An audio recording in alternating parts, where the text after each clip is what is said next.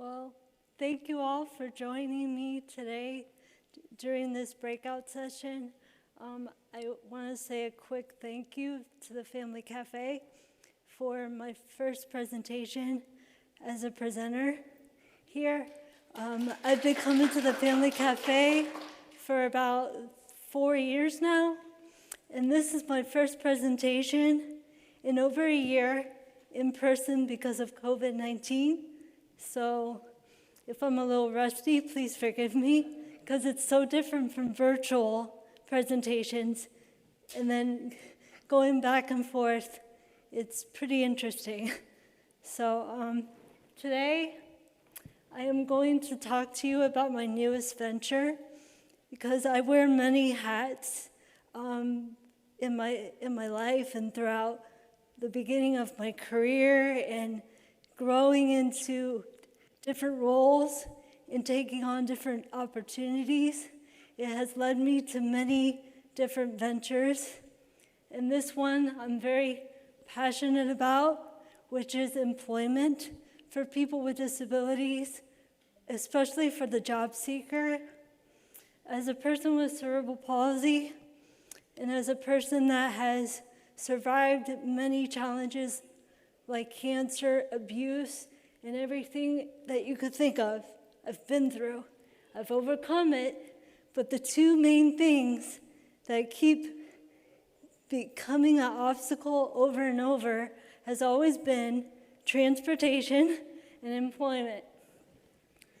So I'm going to share with you some of my personal experiences and journeys with employment and the new guide and resource that I created for job seekers. Now, my newest venture is about empowering the possibilities within individuals with disabilities so that they could live, so that we could live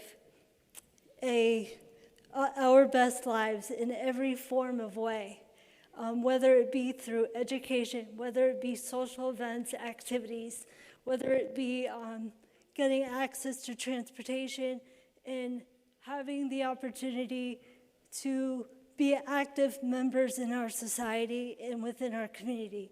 It's very important that we participate in our community, because when we do, stereotypes and myths vanish.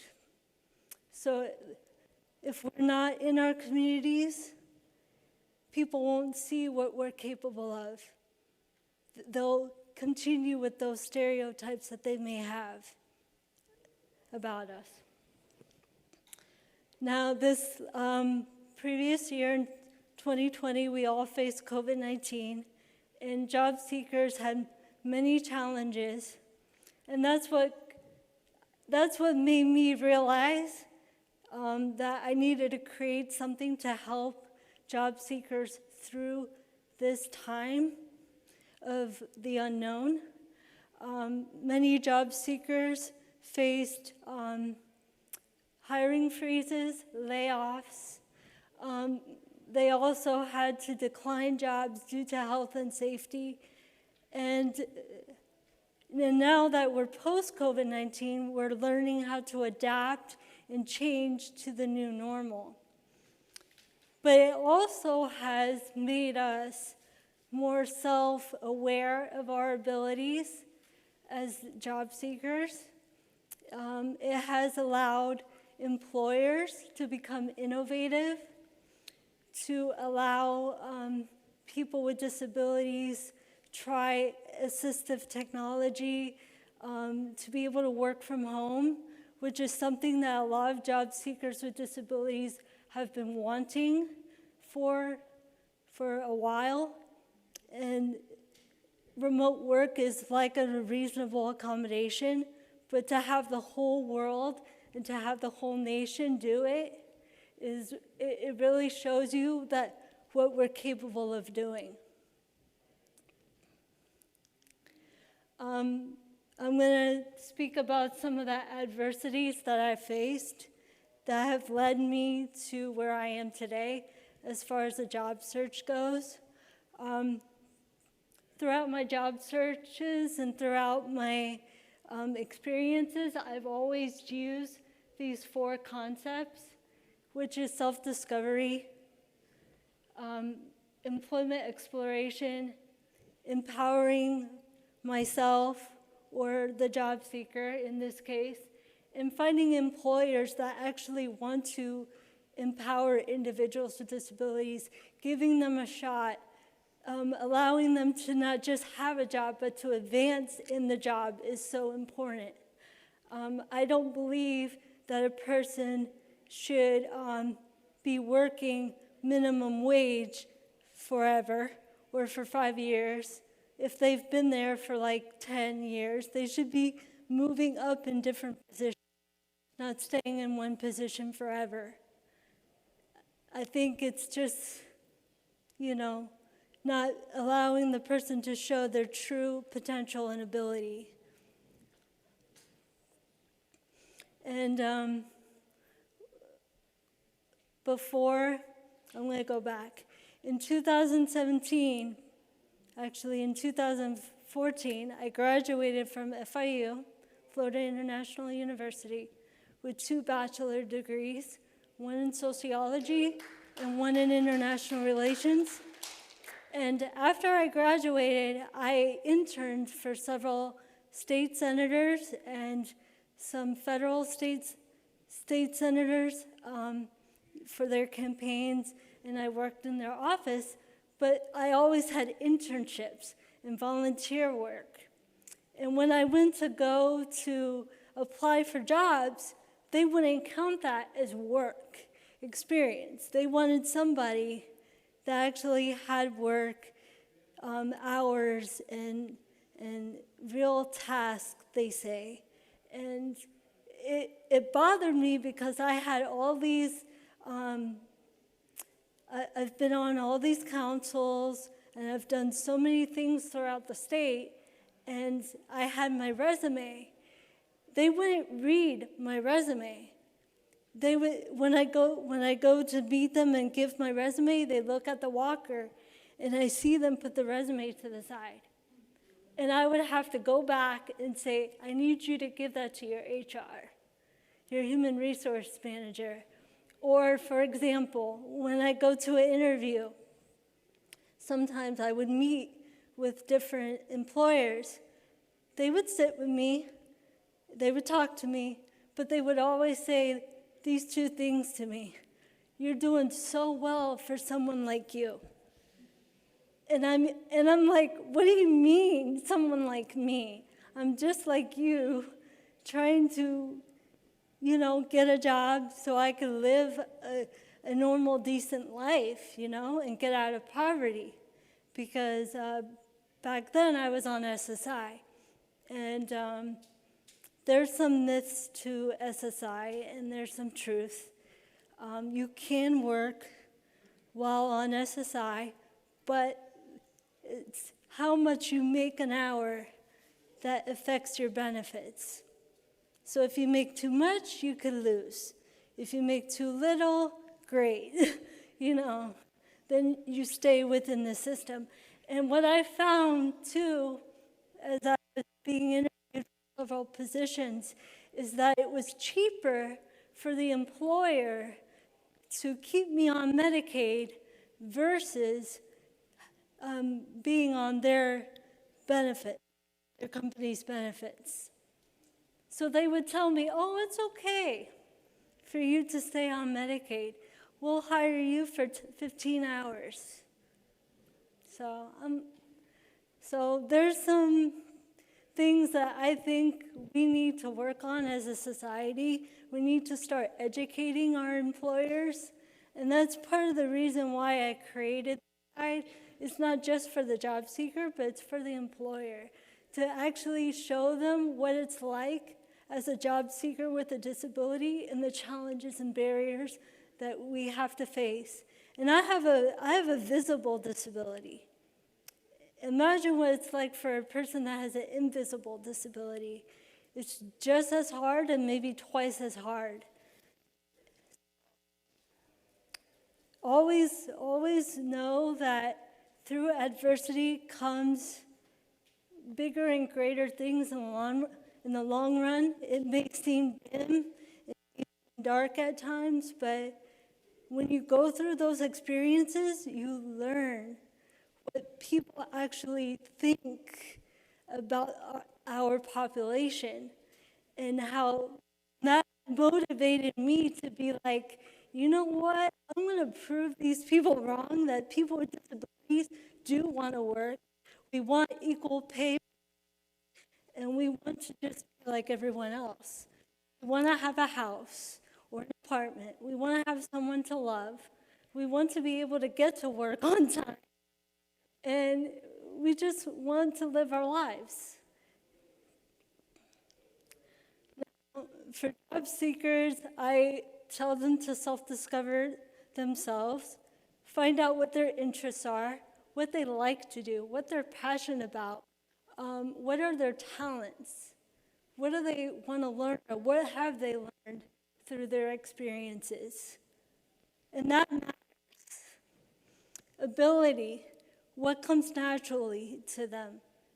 What do they do best, like art or music or building computers for some people? And a skill is something that they could learn or develop over time. So that's something that I had to figure out, because I always had an interest in helping people at a young age. And I always didn't like how doctors and teachers and evaluators always downplayed my skills and abilities. They thought my disability was mental and not just physical. They thought it was both. But it turns out they were all wrong, because I have 2 degrees, and I do walk, just not the way they want me to walk. So, I just want to say that no matter what a person tells you, you should not let that define who you are as a person. You define your disability. You define what you're capable of. Just trying to find it. Find what you love to do and what you're passionate about. Your job, you will love every single day.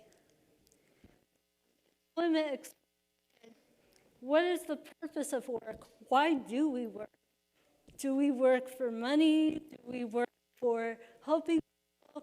Do we work for creating things, worth in our daily lives?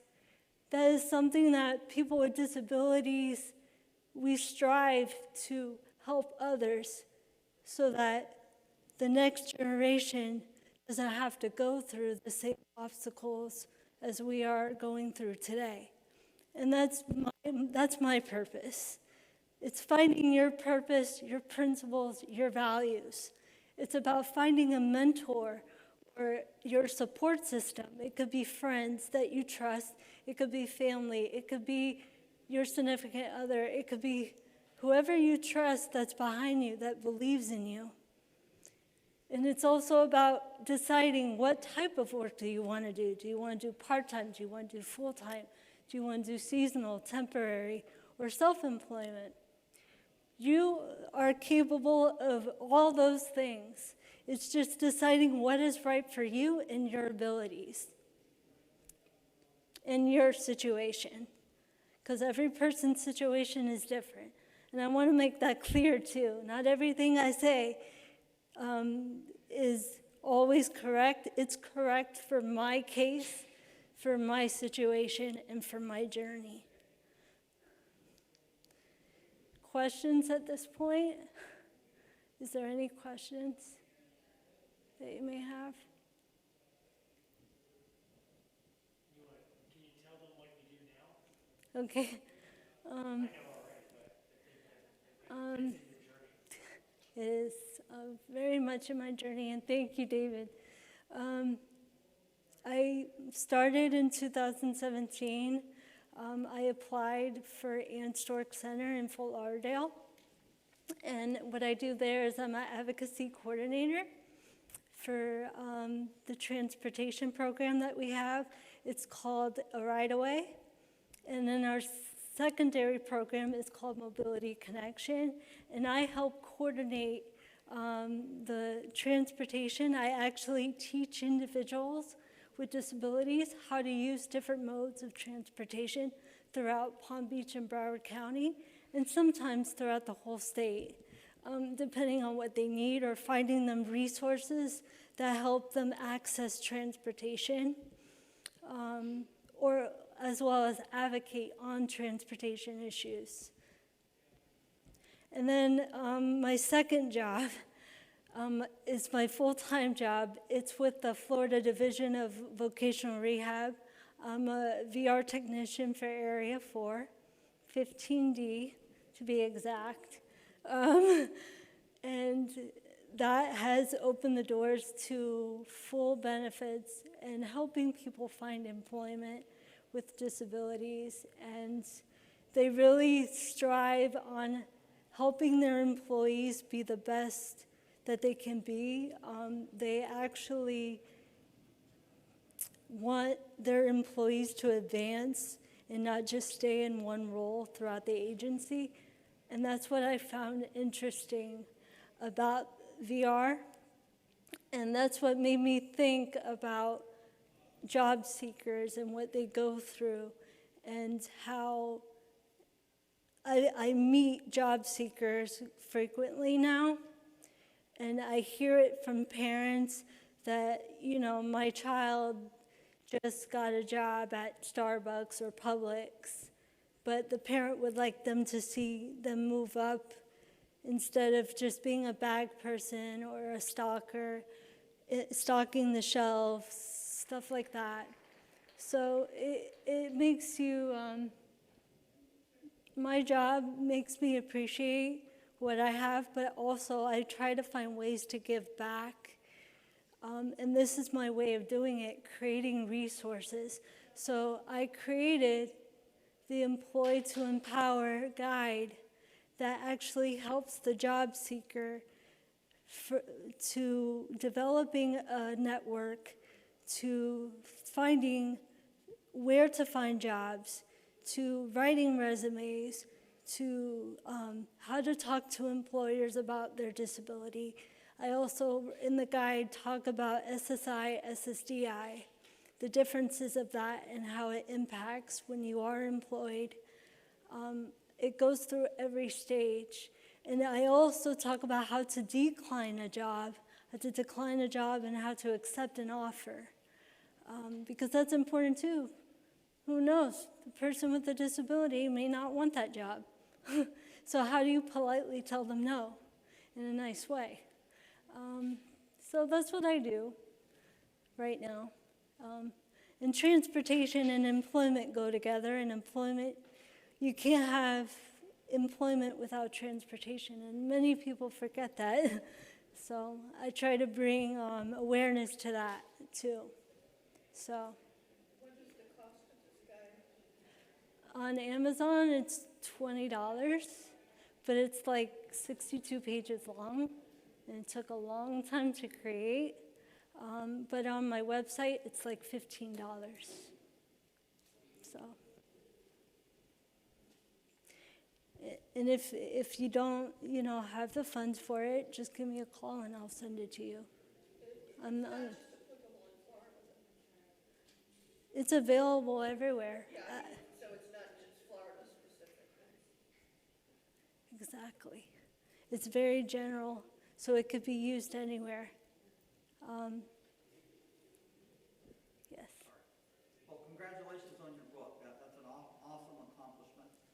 My question is, from your experience working, are there particular companies that you would recommend that tend to do better? I recommend local government and state government, because they have to follow the Americans with Disabilities Act. They have to follow the equal employer opportunity laws and policies. These private entities and businesses don't always have to if they don't have more than 15 employees. So, Federal also. federal also. My daughter got her job through the federal Schedule A disability hiring. And there was a program through her college, the Disability Services Office, to, I forget what they call it, but I know she's in this Callis Acquire program, but it's Workforce Recruitment something. But it's a very good for federal agencies and contractors. Oh, She's a civilian in the Air Force. awesome. But, Tell her thank you for her well, service. she was, I mean, with years and but she was a math major. And, employers can't really ask, hey, we want ASPEs, for example, because there's certain talents that go with that. But by going through this disability program, if I could just say, the guy who hired her, he's the liaison for that Air Force base, and he loves this program because he said that the disability hiring, he has a say in who he hires, whereas with the regular stuff, he said, like, if a veteran wanted this job, I'd have to give it to them even if I couldn't stand it. Then, now she had a longer probation period, and, it was a step up. She needed less education and work experience, but it was a 3-year thing, and it was a 2-year probation, this and that. But, till she got fully up to it. But the employer wanted to do this disability hiring program. That's And awesome. they wanted someone like an ASPE because it was, the things that they excel in, kind of thing. She couldn't say I have it, and they couldn't say hey, we want it. But when he looked through the disability program and saw a math major, he said, okay. What I find interesting is that what I suggest for a job seeker is to always look on the company's website to see what their policies are on disability and hiring. And if they are really inclusive, actually go to the company and see if you see individuals with disabilities that are working there. Not just putting a photo on the company website and saying, oh, we hire, see if they really practice what they preach. That's my suggestion. That's what I find in my own experience. So. So I guess I have a really, can you hear me?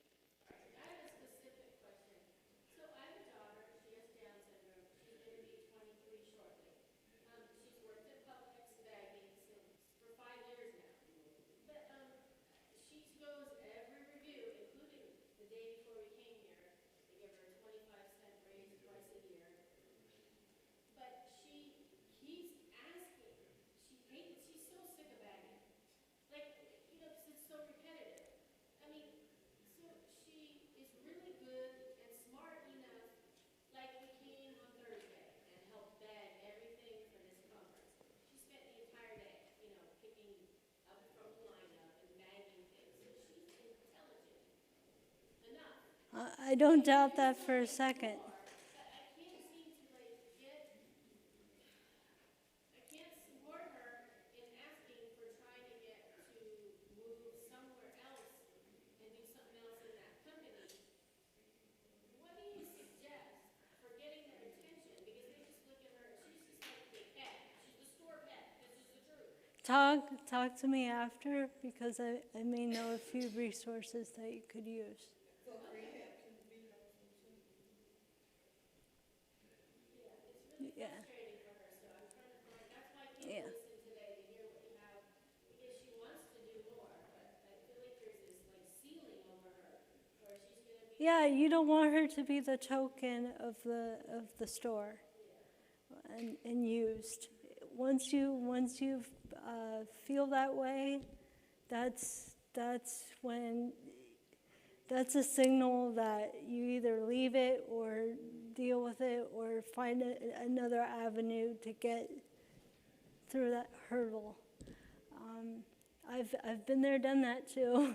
So it's difficult because you don't want to lose your job that you're so used to, but at the same time, you deserve more. You deserve to grow and not just become stagnant.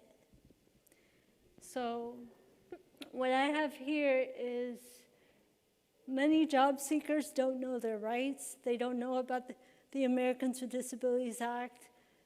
Some of them know what it does, but they don't understand how it impacts their ability to be recruited, hired, fired, and training. So I talk about that in the guide, how it protects you if you are a victim of discrimination.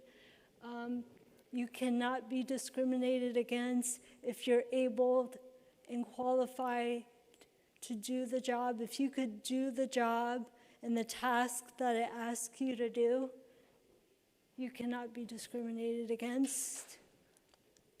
The second half of this portion is about how an employer cannot ask for your medical records of any kind before or even after a job is accepted.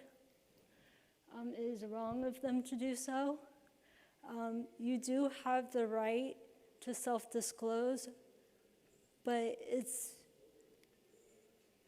supposed to be on your terms to self-disclose. They can't force you to self-disclose, and they can't sway you to self-disclose. As long as you're doing the job and you're doing it well, they cannot bother you about your disability. That's in the simplest term I could put it. And then during COVID-19 and during this inclusive era, I call it inclusive culture, we are seeing more employers become more, they're embracing people with disabilities. They're finding innovative ways to getting their companies to accept people with disabilities through training. We also see creative solutions in finding ways on how they could accommodate the person or individual that they hire. We are also seeing a bigger increase in the disability inclusive mindset. Is there any more questions before I end? That last thing, does that include with psychological and mental health type of disability? Yes. It covers everything. My guide is very general. It covers almost everything it could be used in. You find employers more willing to? I find it they're more willing to help. I don't want to single out anything, but I find it's harder when your disability is visible because you can't hide it. They're always thinking in the back of their mind, is she capable? Or they even talk to me slow. That's a good one that I hate. I hate it when people talk to me like I'm slow.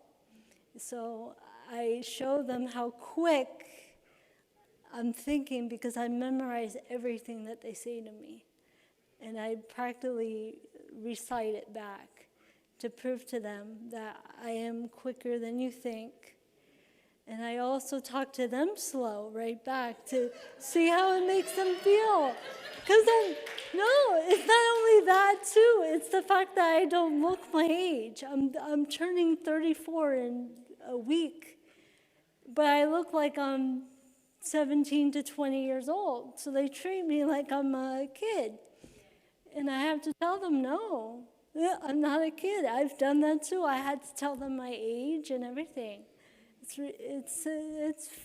interesting. Or they talk to your companion instead of, Oh, yes, they talk to Doug instead of me.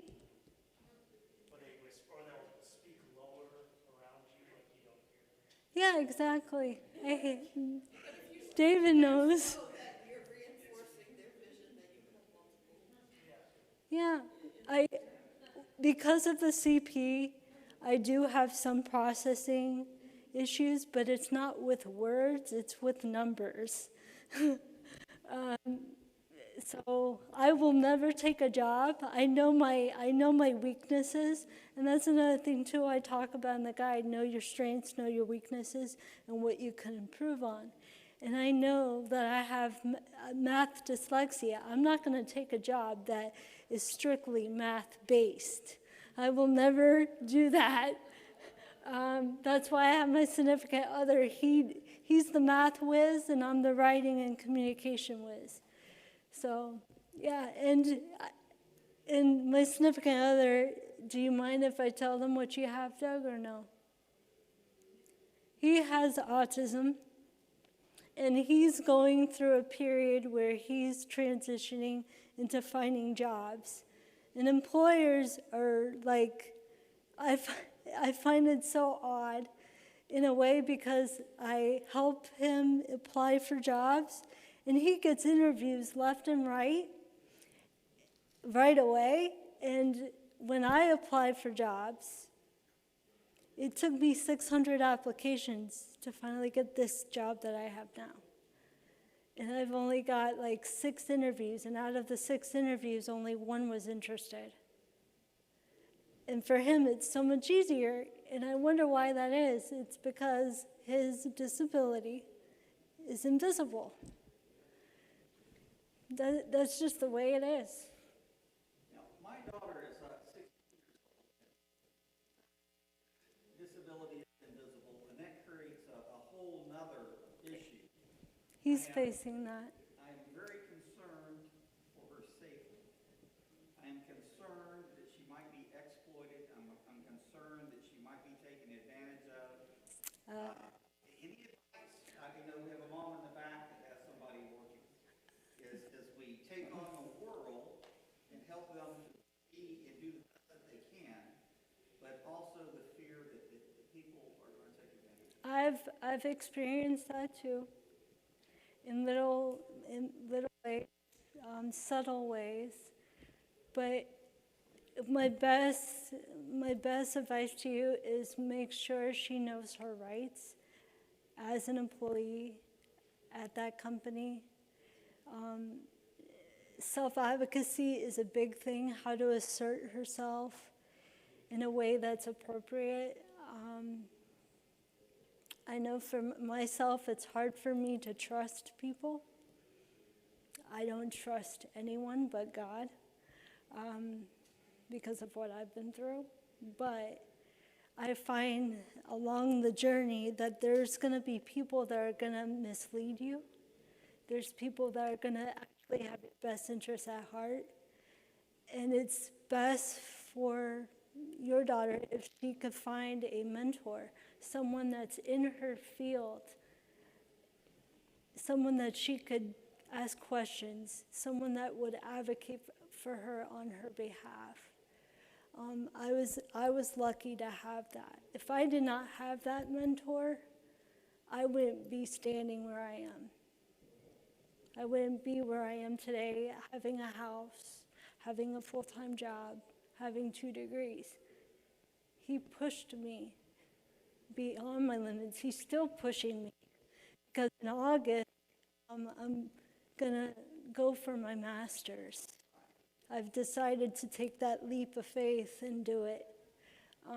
So it helps when you have people behind you. So I would like to know more about how you think she's being exploited, because maybe we could find a resource for her, someone to talk to, or someone that she could report that to, because that's important. Safety is important in every way. thank you for having me, and if there's any more questions, you could come and see me, or you have my card. Talk to me. I'd be more than happy to help in any way. Thank you.